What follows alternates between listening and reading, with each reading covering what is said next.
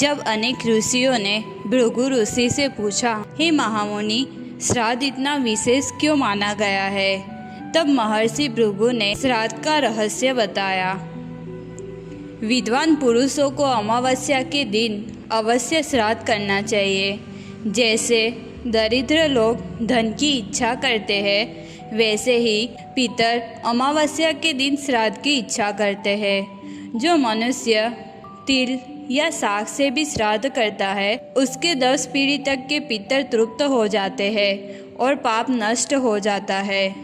जब तक सूर्य अस्त नहीं होता तब तक पितर आशा में रहते हैं। सूर्यास्त होने पर वे निराश होकर दुख युक्त लौट जाते हैं। मनुष्य मरने पर अपने अपने कर्मों के अनुसार गति को प्राप्त होते हैं। उनमें से कितने ही इस लोक में जन्म लेते हैं, कितने ही पुण्यात्मा स्वर्ग लोक में जाते हैं, और जो पापात्मा जीव होते हैं उन्हें यमलोक में भेजा जाता है।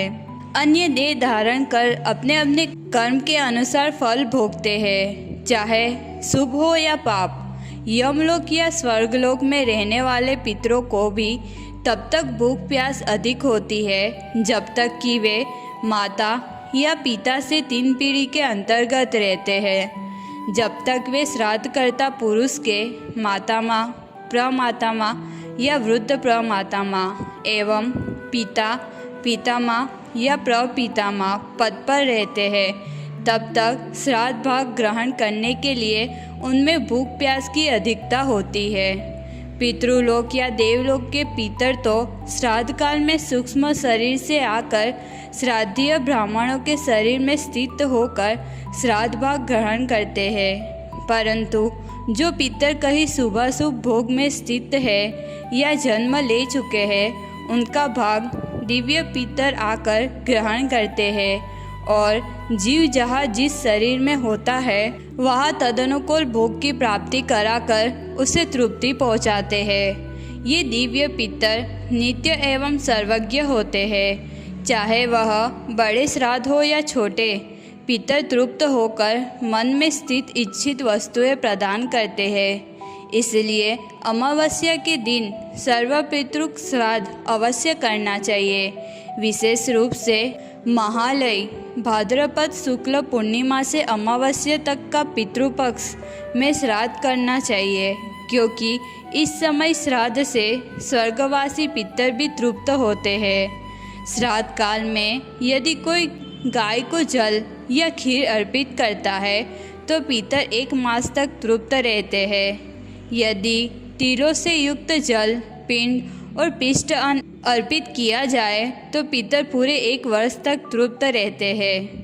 तिल पत्र से जो श्राद्ध किया जाता है और जो श्रेष्ठ श्राद्ध कहा गया है, उससे पितर कल्प के अंत तक तृप्त रहते हैं। अन्य ऋषियों ने पूछा, हे महामुनि, बताइए कि श्राद्ध को विशेष क्यों कहा गया है और इसके विभिन्न भेद क्या है? हे महात्मा, कृपया इसका सब विस्तार पूर्वक वर्णन करें। भृगु ऋषि बोले, निश्चय ही श्राद्ध अत्यंत उत्तम और श्रेष्ठ है। यह पितरों को तृप्ति देने वाला और उन्हें संतोष प्रदान करने वाला है। मनवंतर, युगान, संक्रांति, व्यतिपात, सूर्य और चंद्र ग्रहण, ये सब श्राद्ध के विशेष अवसर है। इन अवसरों पर किए गए श्राद्ध से पितर तृप्त होते हैं। इस प्रकार पवित्र तीर्थों और पुण्य स्थलों में किए गए श्राद्ध से भी तृप्त होते हैं। विद्वान लोग कहते हैं कि अशुद्ध द्रव्य का प्रयोग करके कभी भी श्राद्ध नहीं करना चाहिए। इसे सदा शुद्ध अन्न, वस्त्र और द्रव्य से करना चाहिए। सूर्य के अस्त होने पर विशेष रूप से और अमावस्या के दिन जब सूर्य की किरणें सहस्त्र गुना प्रबल होती है, तब श्राद्ध करना अत्यंत पुण्यकारी है। श्रद्धापूर्वक अमावस्या के दिन किए गए श्राद्ध से जन्म जन्म के पापों से मुक्ति मिलती है। अमावस्या को जो विशेष रूप से श्राद्ध करने का आदेश दिया गया है, इसका कारण है सूर्य की सहस्त्र किरणों में जो सबसे प्रमुख है उसी का नाम अमा है। उस अमा नामक प्रधान किरण के ही तेज से सूर्यदेव तीनों लोकों को प्रकाशित करते हैं। उसी अमा तिथि विशेष को चंद्रदेव निवास करते हैं, इसलिए उसका नाम अमावस्या है। यही कारण है कि अमावस्या प्रत्येक धर्म कार्य के लिए अक्षय फल देने वाली बताई है। श्राद्ध कर्म में तो इसका विशेष महत्व है। जो वंशज पितर के लिए श्राद्ध करते हैं उसके पितर प्रसन्न रहते हैं और देवताओं की तरह तेजस्वी होते हैं, और जो वंशज कुछ भी दान नहीं करते उनके पितर भूख प्यास से व्याकुल और दुखी देखे जाते हैं। अग्निवास, बरहिसत, आज्यप, सोमप, रसिमप, उपहूत, आयंतुन, श्राद्धभुक तथा नांदीमुख, ये 9 पितर बताए गए हैं। आदित्य, वसु, रुद्र तथा दोनों अश्विनी कुमार भी केवल नानमुख पितरों को छोड़कर से सभी को तृप्त करते हैं। एक समय की बात है, अग्निस्वात आदि सभी पितर देवराज इंद्र के पास गए। इंद्र ने उन्हें आया देख संपूर्ण देवताओं के साथ भक्तिपूर्वक उनका पूजन किया। इसके बाद जब वे देव दुर्लभ पितृलोक को जाने लगे, तब सुधा पिपासा से पीड़ित रहने वाले मर्त्यलोक के पितर दिव्य स्तोत्रों से, पितृसूतक के मंत्रों से तथा पितरों को संतुष्ट करने वाले अन्य वैदिक स्तोत्रों से उन सब की स्तुति की, जिससे प्रसन्न होकर दिव्य पितर बोले, सुव्रतो, हम सब तुम लोगों पर प्रसन्न हैं। बोलो, तुम क्या चाहते हो? मर्त्य पितर बोले, हम मनुष्यों के पितर कहलाते हैं। हम अपने वंशजों के श्राद्ध से तृप्ति की कामना करते हैं। हमें भूख और प्यास की तीव्र पीड़ा सताती है, जिससे हम दुखी हो जाते हैं। मनोरम वृक्ष और नंदनवन में मिलने वाले फल देखकर भी हम पितर तृप्त नहीं हो पाते, इसलिए हम घर घर जाते हैं और वंशजों के यहाँ श्राद्ध की प्रतीक्षा करते हैं, लेकिन हमें वैसा तृप्तिकर आहार कहीं और नहीं मिलता। जैसे नदी का जल खींचकर पिया जाता है, वैसे ही हम यत्नपूर्वक फल तोड़कर खाना चाहे तो भी वह हाथ में आने पर जल की तरह फिसल जाता है। यह हमारे लिए ना कोई भरण पोषण करने वाला है, न ही कोई भिक्षा देने वाला है। इस कारण यहाँ हमारा वास बड़ा ही दारुण और कष्टदायक है। यहाँ देवगण, गंधर्व, यक्ष और अन्य गृहक सभी विमानों में रहते हैं और बड़े प्रसन्न दिखाई देते हैं, परंतु हम पितर भूख और प्यास से पीड़ित होकर उनके सुख भोगों को देखकर कभी कभी सोचते हैं कि काश हम भी ऐसे होते।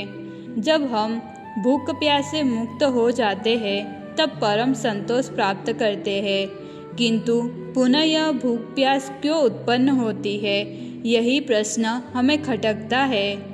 अचानक यह बाधा हम पर क्यों आ जाती है और फिर क्यों समाप्त हो जाती है? आप ऐसा उपाय कीजिए जिससे हमारी तृप्ति स्थिर हो सके।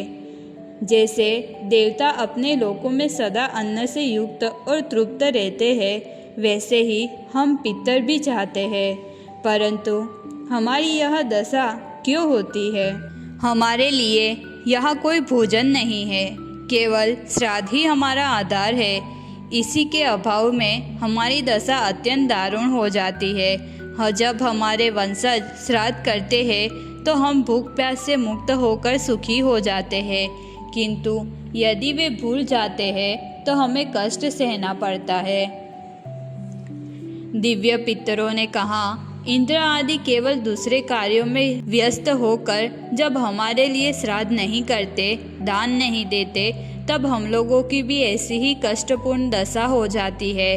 उस समय हम वहाँ से आकर देवताओं से कहते हैं, प्रार्थना करते हैं। उसके बाद जब ये लोग श्राद्ध तर्पण द्वारा हमें तृप्त करते हैं, तब हमें तृप्ति होती है। इतना कहकर दिव्य पितरों ने मर्त्य पितरों को साथ ले ब्रह्मा जी के समीप गमन किया और उनकी तथा अपनी शाश्वत तृप्ति के लिए उपाय पूछा। ब्रह्मा जी बोले, पितरों, आप सब मेरे पास क्यों आए हो? पितरों ने कहा, ये मनुष्य रूप वाले पितर स्वर्ग में पहुँचे हैं, किंतु देवताओं के बीच रहकर भी भूख और प्यास से पीड़ित होते हैं। जब वंशज श्राद्ध और भविष्य नहीं देते या प्रमाद करते हैं तब उन्हें तृप्ति नहीं मिलती और पीड़ा पाते हैं। इसलिए हम आपकी शरण में आए हैं, क्योंकि हम स्वयं अपनी तृप्ति का साधन नहीं कर सकते। जब देवता भी यज्ञादि में व्यस्त रहते हैं तब हमें श्राद्ध नहीं मिल पाता और यह दुखद दशा होती है। अतः हे सुरेश्वर, आप हम पर कृपा कीजिए और ऐसा उपाय कीजिए जिससे हमें स्थायी तृप्ति मिल सके। देवताओं को दिया गया भविष्य हमारे लिए उपयोगी नहीं है, क्योंकि उसमें क्रिया शुद्धि नहीं होती, इसलिए वह हमें संतोष नहीं देता। केवल वे श्राद्ध जो स्नान करके धुले वस्त्र पहनकर शुद्ध ब्राह्मणों को दिए जाते हैं, वही हमारे लिए महान तृप्तिदायक होते हैं। अपवित्र व्यक्ति द्वारा दिया गया दान हमें देवताओं की तरह स्वीकार्य नहीं होता। अतः मनुष्य द्वारा विधिवत दिया गया श्राद्ध ही हमारे लिए तृप्तिकर है और उसी से हम अपने स्थानों पर संतुष्ट होकर निवास करते हैं। ऐसा सुनकर ब्रह्मा जी ने विचार किया और फिर पितरों से प्रेम पूर्वक यह कहा।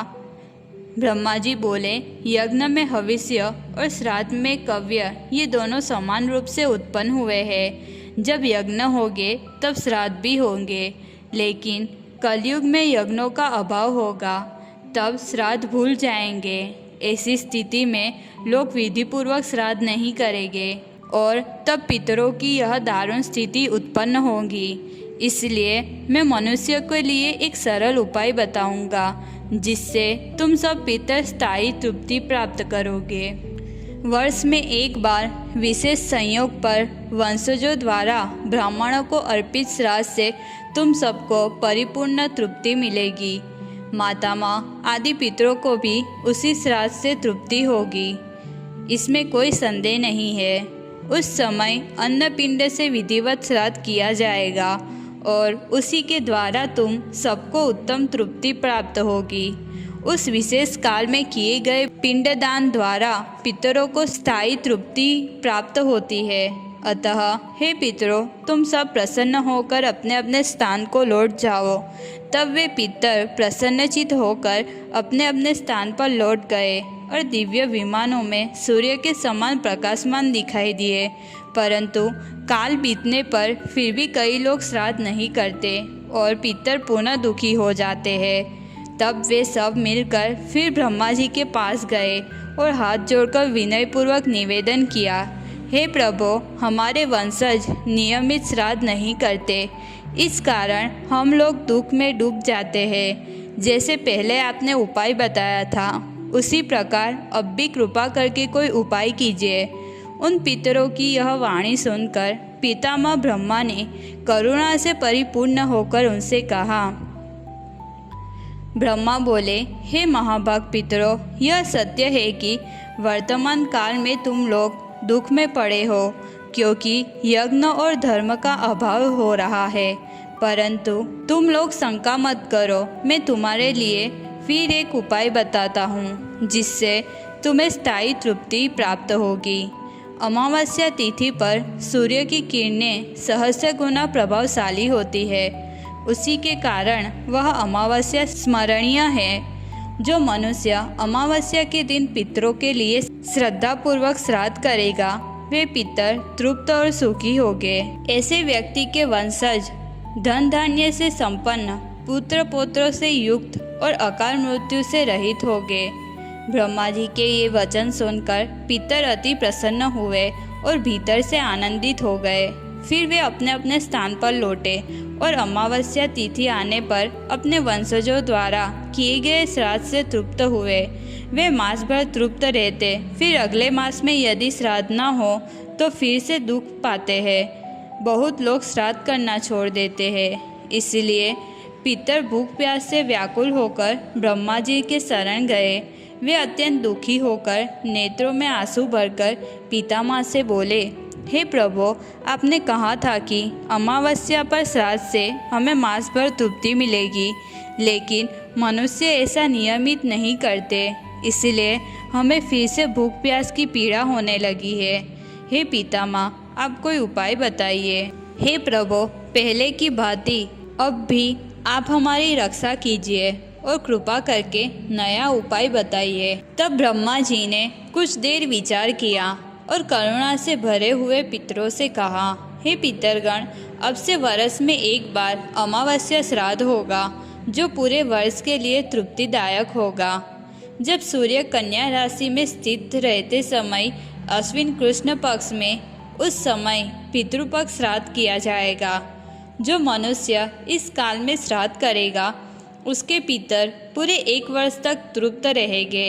इसलिए सब लोग पितृपक्ष में श्राद्ध करेंगे।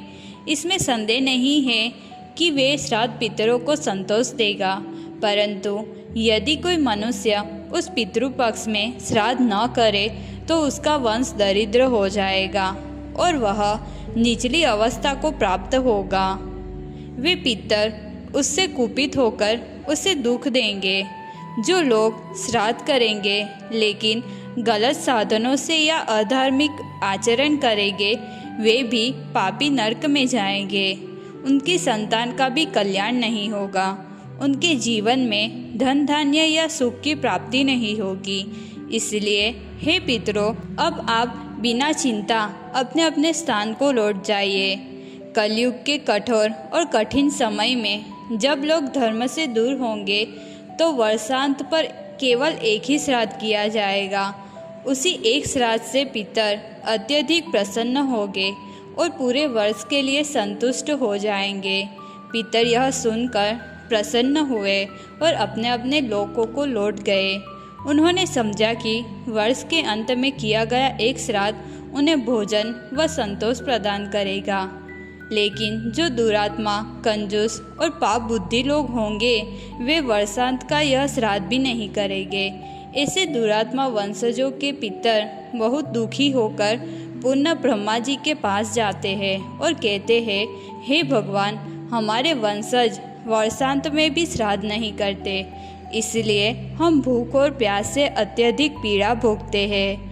आप कोई उपाय बताइए जिससे जैसे पहले एक श्राद्ध से हम तृप्त होते थे, वैसे ही अब भी तृप्त हो सके, अन्यथा वंश न रहने पर हमारा पतन निश्चित है। ब्रह्मा जी ने दया करके कहा, हे पितरों, चिंता मत करो, अब मैं एक और उत्तम उपाय बताता हूँ। यदि कोई मनुष्य गया क्षेत्र में श्राद्ध करेगा तो उससे पितरों को शाश्वत तृप्ति मिलेगी। यदि कोई मनुष्य पापी हो, ब्रह्म हत्या का दोषी हो, रौरव जैसे नरकों में पड़ा हो अथवा प्रेत योनि में ही क्यों न भटक रहा हो, फिर भी यदि उसका वंशज गया क्षेत्र में श्राद्ध कर दे तो वह मुक्त होकर उत्तम लोक को प्राप्त करेगा। ब्रह्मा जी का यह वचन सुनकर पितर अत्यंत प्रसन्न हुए और अपने अपने स्थान लौट गए। उस दिन से ही धरती पर श्राद्ध की परंपरा प्रारंभ हुई। मनुष्य पितरों के लिए जलदान और भोजन का दान करने लगे। यहाँ तक कि निर्धन लोग भी यथाशक्ति पितरों के लिए श्राद्ध करते रहे। यह श्राद्ध पितरों और देवताओं और मनुष्य तीनों को संतुष्ट करने वाला है। पितरों की यह इच्छा रहती है कि श्राद्ध द्वारा उनकी तृप्ति की जाए। विशेषकर गया क्षेत्र में किया गया श्राद्ध लोक और परलोक दोनों का मंगल करने वाला है। जो मनुष्य चंद्र ग्रहण या सूर्य ग्रहण के समय श्राद्ध नहीं करता, उसके पितर भूख प्यास से दुखी होकर विलाप करते हैं। पितर प्रेत पक्ष की प्रतीक्षा करते हैं। जब तक सूर्य कन्या राशि में रहता है तब तक श्राद्ध करने से वे तृप्त होते हैं, किंतु यदि संक्रांति बीत जाए और श्राद्ध न किया जाए तो पितर निराश होकर दुखी हो जाते हैं। पितर पूरे 1 महीने तक अपने वंशजों की प्रतीक्षा करते हैं। यदि श्राद्ध न मिले तो वे वायुभूत जैसे शीर्णकाय और सुधा पिपासा से पीड़ित हो जाते हैं। इसलिए ब्रह्मा जी ने कहा कि पितरों की तृप्ति के लिए श्राद्ध करना अत्यंत आवश्यक है। यदि धन की कमी हो तो 10वीं तिथि पर श्राद्ध करना चाहिए।